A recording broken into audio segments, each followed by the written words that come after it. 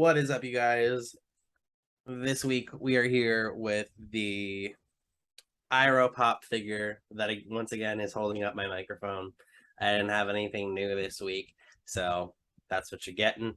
But it's Brian. Of course, I'm joined by Emily and Hannah. What's up, guys? It's Emily. I am the rusted over and broken toy in the forest that we're about to start talking about, but I'm happy to be here this week. Really excited to get to talk about season 3 with you all. What's up, everyone? I'm Hannah, and I just want to apologize in advance for the person I will become when we see Haganazuka's face. Seconded. But I won't apologize. Okay, I won't apologize either. No apology is necessary, folks. We're super excited to bring you a season 3 discussion. We've seen the trailer, so we're going to throw up the trailer on screen. We're going to give you some live reactions to it. And of course, you're going to get your usual anime analysis with us on what our thoughts are from season 3. As well, just a reminder, there is a section in the back half of the discussion that is a manga spoiler section. So if you have only watched the anime, please beware.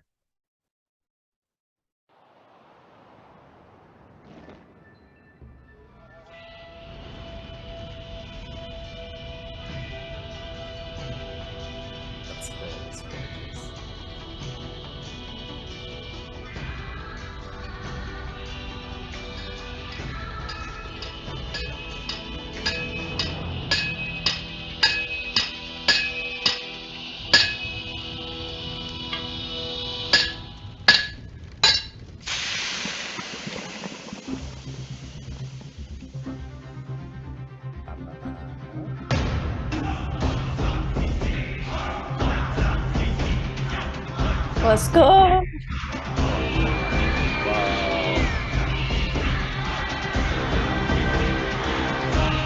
Let's go. Let's go.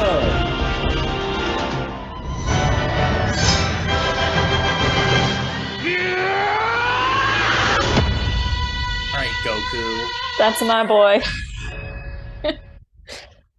Can you imagine just like them having his voice actor come into the studio for like 5 minutes just to record? Okay. All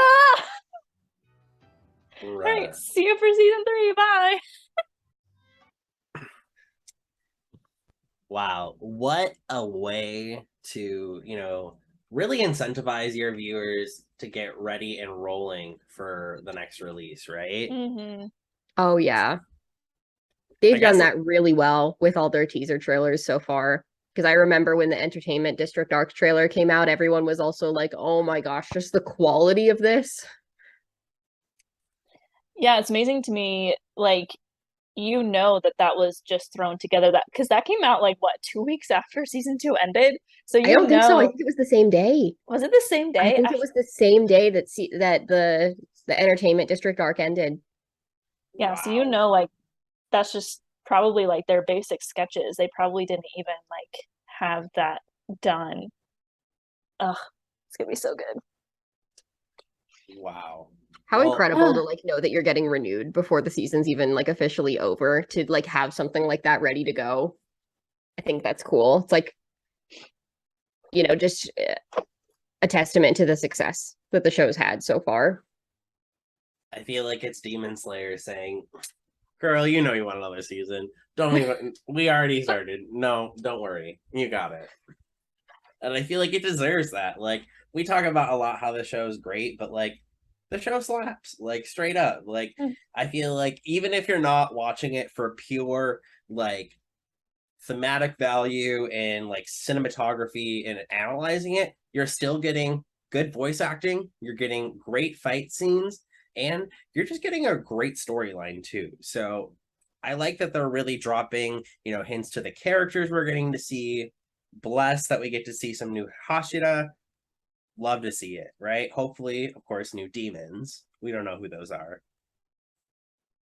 Well, I mean, we do, but That's true. That's the thing that we don't get to see in that trailer. So are the demons, yeah. The demons, yeah. Which I'm really excited to see the demons in this arc animated, because I will be completely honest with you, trying to follow what was happening in the manga was really hard. Sometimes it just is so much better suited to the screen with all the action that's required. Mhm. This one does have a lot going on for sure.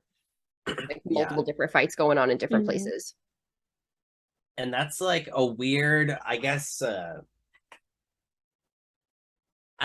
juxtaposition of like reading a book, reading a manga, and then watching the movie, right? Because when you're reading a book, you still have your own way of forming images. So you're creating your own understanding of it. But like the manga itself, like, and I guess this might be like in a very Americanized view of how to read manga, in that I haven't learned the skills yet that it takes to build like the thematic pictures in my mind of reading manga. But that's a challenge I currently face, is like seeing the scene play out and then having also like kind of the emotional connection into it when I'm really just trying to figure out what's going on. So it's an interesting how all three kind of methods that you could have this format in really play out differently.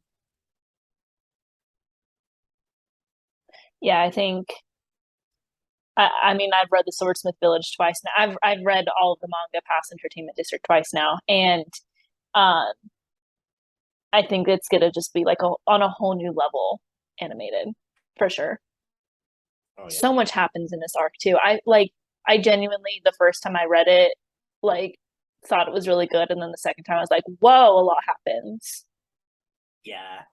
Reading it through the first time, I was like scrolling so fast. I was like, man, there's just like one thing after another in this season.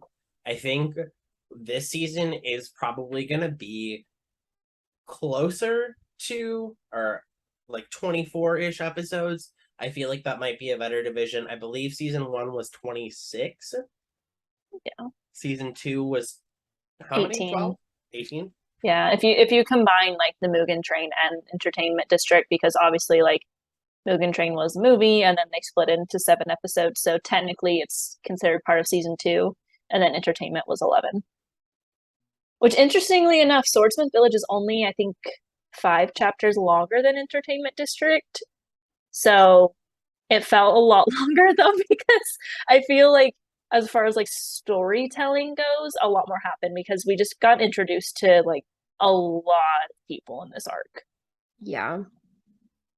Yeah, a lot of new relationships forming, a lot of characters and some exposition on, you know, their lives as, you know, pawns in this realm, if you will. So it's going to be a lot to think about and a lot to really take in as well from character perspectives. Yeah, I think we really start to see some of the foreshadowing layered on in this arc as well. You know, we get to see some like interesting progressions between the training that is happening in the beginning of this arc and then some of the actual fights that we get to see as well. The stakes are a little bit higher and they continue to progressively get higher, I think. Man, it's just so good. This is just the beginning of a really, really cool build up, I think. It sort of feels like the beginning of the end almost, with the way this arc ends, at least, you know. I think real quick, so that we can really, really deep dive, we should probably put a spoiler warning in. Yeah. For everyone listening in, we are about to like take a deep dive into Swordsmith Village arc, so there are going to be manga spoilers in this conversation. So if you don't want to know what happens, this is probably not the episode for you. Spoiler alert. Spoiler alert. This has been your spoiler alert. Bah. We need to save that as a reusable sound. I'm literally gonna put that on TikTok and make it a sound and then put it in front of like all of my like videos about the manga. Oh no. It'll go viral. 100%. God, I can't believe that was recorded. Oh man. Oh, first thing I want to say, now that we've given that spoiler alert one last chance, Mitsuri, I literally cannot wait to see her breathing style animated. That is going to be the most beautiful breathing style, I think. Because first off, one of my favorite colors is pink, and I love me like my kawaii little like cutesy anime character. Seeing that whip go out, it's Oh like my God. Catwoman if she was like positive. Oh my gosh. Ooh.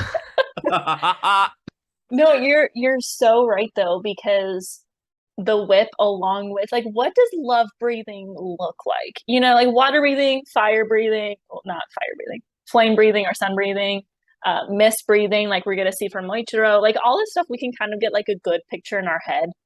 But what is love breathing gonna look like? I'm so excited. Oh, it's gonna be so beautiful. With the whip. I'm thankful for last season, right? Because we got that concept of like intangible force with sound breathing. Yeah. So seeing that, I feel like when we saw Tengen sound breathing, and especially with his weapon too, right? Those dual-sided change swords, he is able to kind of like speed up a lot, and he really used like the direction and like physics all behind sound to accelerate his movements and also use different angles. So that was cool. And hopefully we get some similar parallels like that where Mitsuri and her breathing style really go hand in hand on the animated screen. Of course, right, when you see like Tanjiro with a water dragon, I'm hoping we see something like that. Maybe they'll add it in. Probably not, but we'll see. Yeah, we're definitely leaving it in good hands. I fully trust these animators to just like completely knock love breathing out of the park. Like it is, I bet it's gonna be way better than we could honestly imagine. Because I mean, just look at what they did with sound breathing.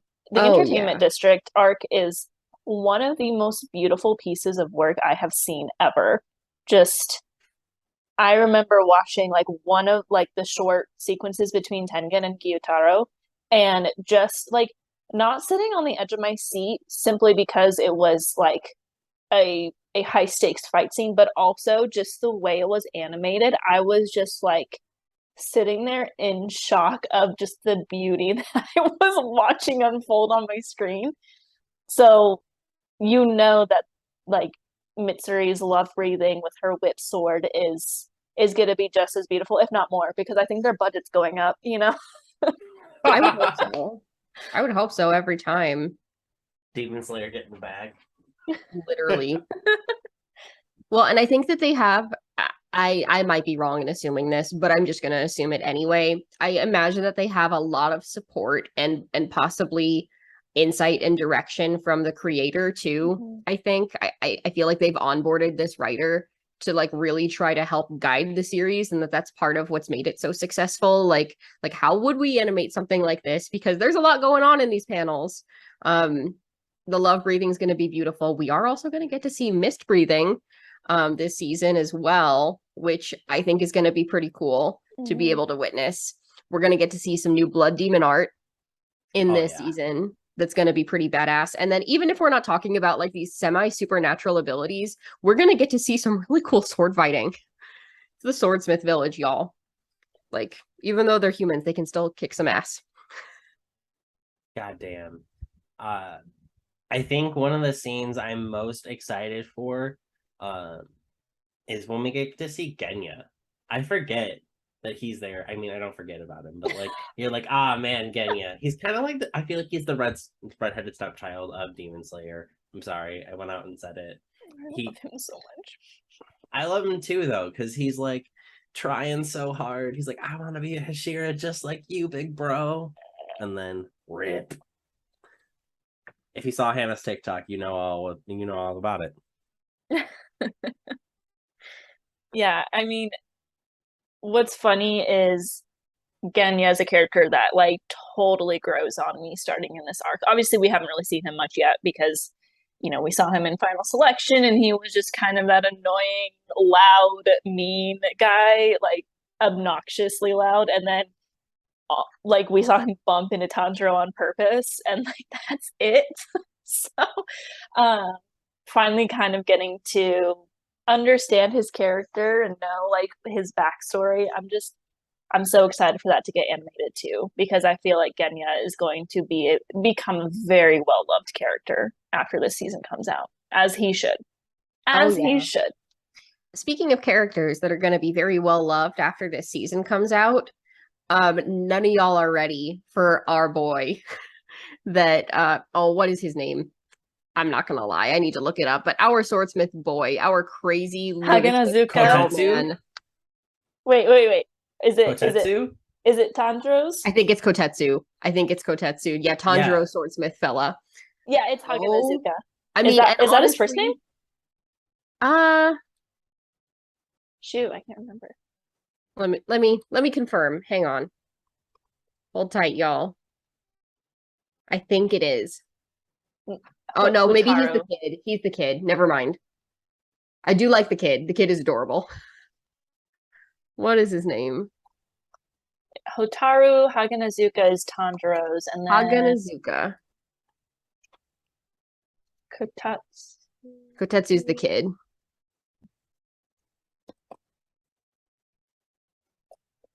Y'all are not ready to get to see Haganazuka animated. Let me just say, I will not apologize in advance for the way that that's going to make everybody act up. We are waiting to see like 2 characters animated in upcoming seasons. We are waiting for this boy, and we are waiting for somebody from Jujutsu Kaisen. We're not going to talk about that right now, but gonna make y'all act up. Oh no. Oh boy. No, the whole world is gonna be simping for Haganazuka after this arc. Oh yeah. Holy moly, that like you thought that the Tengen love was strong, and it still is. Everybody wants to be wife number 4, but I believe Haganazuka is single. So yeah. I mean, let's be also honest. lines, but we're gonna leave that alone. He would be kind of difficult to date, honestly. Oh my gosh, he's a beautiful man. I cannot wait for like just the spontaneous combustion of this fandom when that is animated, when his face is revealed, because like a lot of people have read the manga, but also a lot of people have not and don't know what's to come. You think about like the animes only, that kind of like my husband, who he watches the show, and then when the season is over, he's like, all right, I'll see y'all for the next season, and doesn't like partake in the fandom at all. So like they have no idea. There's people out there that's like that. It's gonna be a moment. Yeah, it's gonna be a light switch for them, right? Because like, and I guess that's the interesting thing about reading a manga, right? And then knowing another season is coming. You get this kind of interesting perspective, and you also build expectations for it, which is what I'm trying to kind of think about too. Is like, I also want this like work of art that comes through to still be expressed, and I don't want to let my expectations get like destroyed if they take a creative direction that doesn't, really like fit with my way. But like really thinking about it, we thought last season's fight scenes were wild. Oh, buckle up. For real. Well, there's like how many like active fights happening? Like 4? At least 4. Yeah, because there's the start of it is when Moichiro and Tanjiro are in the same room, and they have the demon there, and then Nezuko's with them, but then Moichiro splits, Tanjiro splits, Mitsuri gets knocked off, Nezuko's in her own fight, then Genya shows up. Oof. It's like, I mean, we have Upper Moon 4 and 5 here too, so it's not even like, with Entertainment District we had Daki and Gyutaro, but they were like Upper Moon 6 together, so it was, even though we were fighting like 2 separate demons, it was kind of like fighting the same one, and we had to behead them at the same time. This is like two separate different rank demons, one of which can like split itself. And that's what was hard to follow when I was reading the manga. So that's what I'm really excited to see animated, because that's where I kind of lost it. And I still love the arc. I was just like very confused. Like, what is going on? But there's going to be so much going on and a lot of like story development. But you mentioned Nezuko. I am so excited for Nezuko in this fight, because we get to see her like in that full like power up state with like the vines and not go feral. Her Groot phase. Her Groot phase. She looks like she has a tree coming out of her. It's like Groot. Exactly. Yeah. It's gonna be, she's just finally getting like the character development that she deserves, in my opinion. Like she's gotten some here and there, but it's really been very Tanjiro focused between the two of them, and I feel like Tanjiro kind of takes a back seat in this arc, which you would think I would hate. But I mean, he's obviously there, and he plays a big role, especially at the end of the arc. But Nezuko in this fight is just amazing. Yeah, you talked about how she gets character development. She also finally gets some vitamin D. Not vitamin D. She was looking a little pale. I mean, I'm excited to see that moment, to see the moment in which she like starts to burn and then all of a sudden doesn't. Like, I want to know what that's going to look like.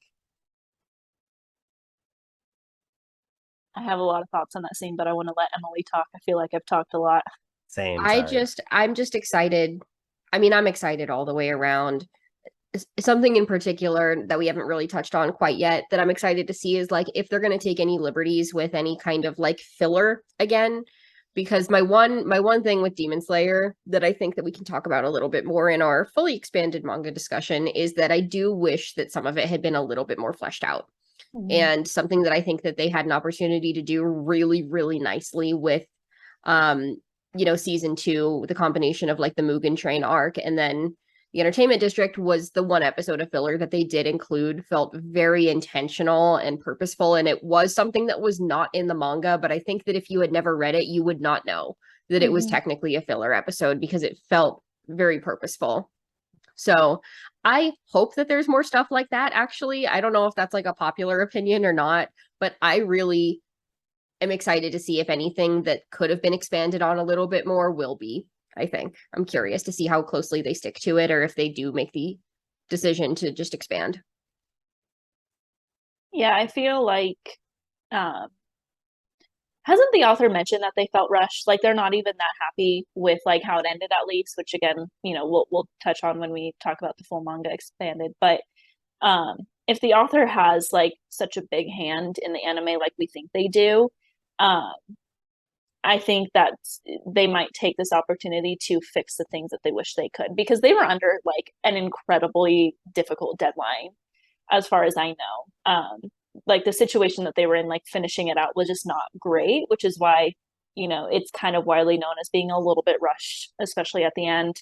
I would love to see like 2 full episodes where one's like really focused on Mitsuri and one's really focused on Moichiro. I think we've gotten pretty much every Hashira that we've met so far has gotten almost a full episode. I mean, Giyu hasn't really, but he will in the Hashira training arc, which we'll touch on in a minute. So I would love to see them dive into those 2 Hashira a little bit more, kind of like they did with Rengoku, because I think if I have one like grievance with the manga as a whole is that not all the Hashira were really fleshed out like they could have been. Yeah, I agree. And I think that was what was so nice about Rengoku's extra episode. And we know I love him. Like, we don't need to get into that conversation right this minute. So I'm like down for any extra Rengoku time. But I felt like it was needed. Like we needed like a little bit more background and insight into this character like while he was still alive kind of thing. But it meshed so well with the rest of the seasons, and that's kind of what led me to believe that probably this author is involved. I don't know for certain. I would have to like do a little bit more research to see if that's a thing, but because of how much care I think was put into the craft of that episode, I'm hoping that they will continue to add intentional filler that way, because I think that that's the way that it should be done. Yeah, when you talk about filler, right? There are useful filler episodes and then there are not. So I think like when we're looking for season 3, I agree with you wholeheartedly. I really do hope that we're getting some like really expositional, filler episodes where I get to learn something that's not directly related to what we're focusing on at the moment, right? It can be completely off subject, but it should further expand my knowledge of the character, as well should it also further expand the context that their current predicament is in, right? It should help set up the storyline a little bit. So I'm really hoping that when we do, if and when we do get these episodes, that I really get to see kind of what choices kind of brought these Hashira to where they are. But also, I would really like to see a filler episode on, guess who, Mitsuri, on how did she choose a whip? Like, I really want to know that. Like, I get that she's like very elastic, she's super strong, very fast and flexible. But like, was that just her own realization? Was she like caught in a, I don't know, like a trap one day and hanging from a tree? I don't know, but I want to figure it out. Yeah, I mean, the fact that she uses a whip sword is very unique to her. Obviously, like you have Tengen, who had the 2 blades. We'll meet Gyomei a little bit more later, who doesn't even use a sword. But other than that, like everyone else just kind of uses the Nichiren sword. It's just kind of what everyone uses.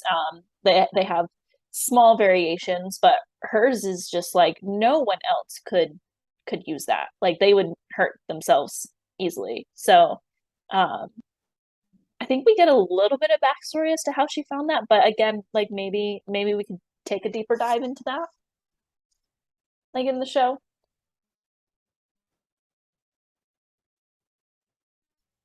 I figured it out. It was here we go. What ifs? Ready for it. She found a snake one day and was twirling it around one day. She said, "Ah, this is fun." I don't know.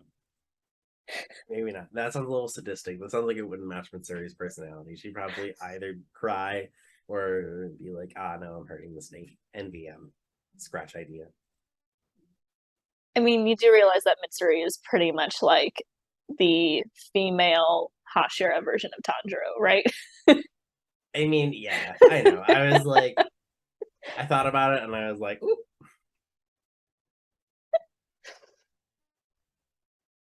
I think that's why I love her so much too. She's not my favorite Hashira though. I mean, we know who my favorite Hashira is, but she's up there on my list. And I think after this is animated, I think she'll get higher, maybe. Definitely possible. All right. Well, any last thoughts for season 3 predictions? Anywhere else you want to take this?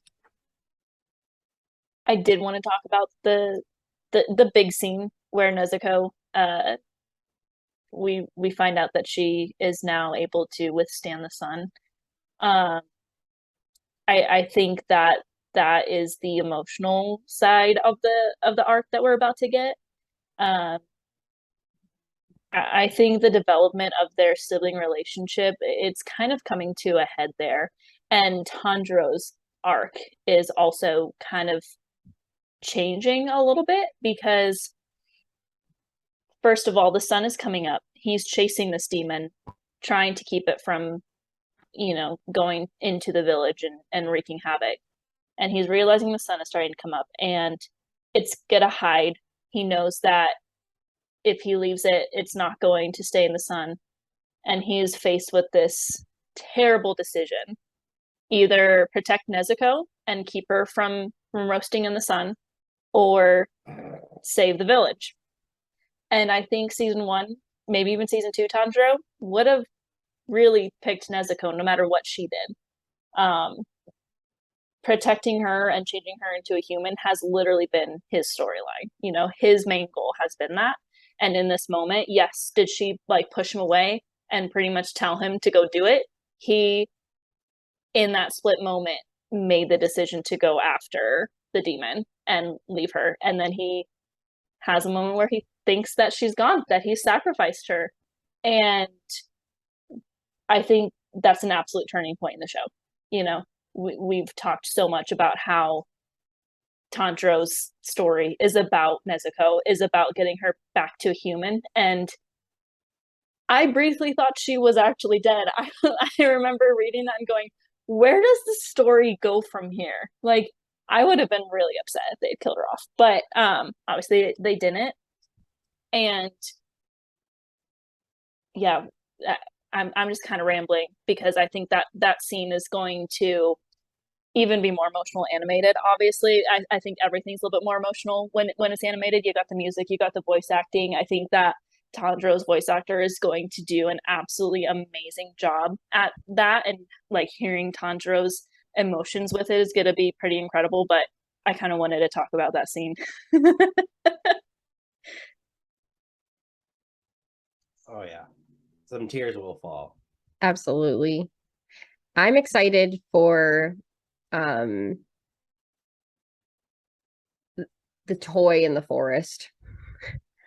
I know that's going to be like a little bit early in the season, but the sword fighting toy that is like a lot of foreshadowing, yeah. and the sword that comes out of it when it's beat, specifically for Tanjiro. I am really excited to get to see that part animated, because this was one of the moments where I'm like, oh, what's going on? What is his fate? What's his destiny? This is unique, and why does it look like him? I'm excited. I'm excited to get to see it. That's all I'm going to say about it right now. All right. Well, we don't want to talk too much about season 3 because, of course, we want to let the art speak for itself. So remember, folks, when we're watching the season, you can have your expectations, but also enjoy it. Remember, it's supposed to be fun at the end of the day too, right? Mm. So, we hope you guys have a good day. Give us a follow, give us a like, drop a comment for us, and we'll see you guys next time. Oh my. Oh my.